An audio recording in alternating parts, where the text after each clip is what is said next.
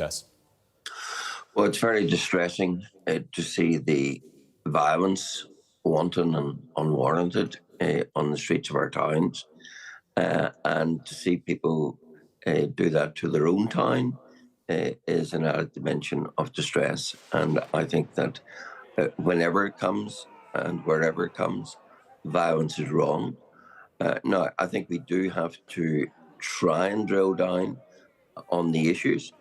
And I think there are things that government have neglected and need to do.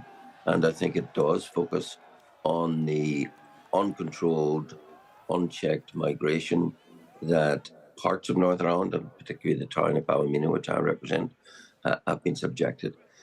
We have a unique problem in respect of that in Northern Ireland.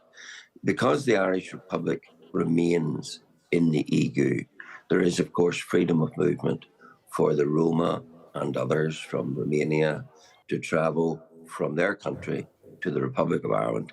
And then because the government insists on no checks on the border into Northern Ireland, they then have untrammeled and unfettered access from the Republic to Northern Ireland. And that is why we have had unchecked and undocumented immigration. Indeed, Ballymena is an illustration both of how immigration should work and how it shouldn't work. In Wrightbus, our main employer, we have a visa scheme for Filipinos who come when they have a job, who integrate, who commit to the community and work hard. And then we have this open border situation where Romas and others exploit and come unchecked, undocumented, and concentrate in a particular part of the town. And that has been the source and now the target, sadly, of much of what's been going on.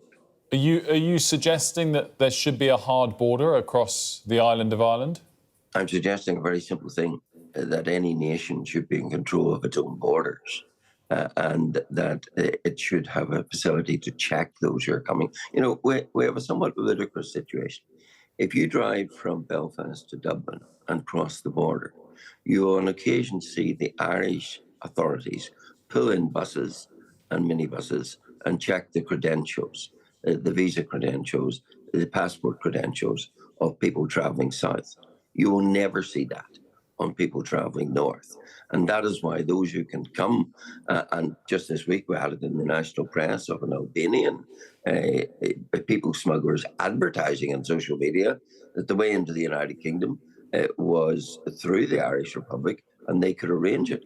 And of course, once you land in the Irish Republic and there's an open border northwards and onwards into GB, then that is an open invitation, and that has been a route. So that is a particular aspect of the problem, but none of that justifies violence. I want to be absolutely clear about that.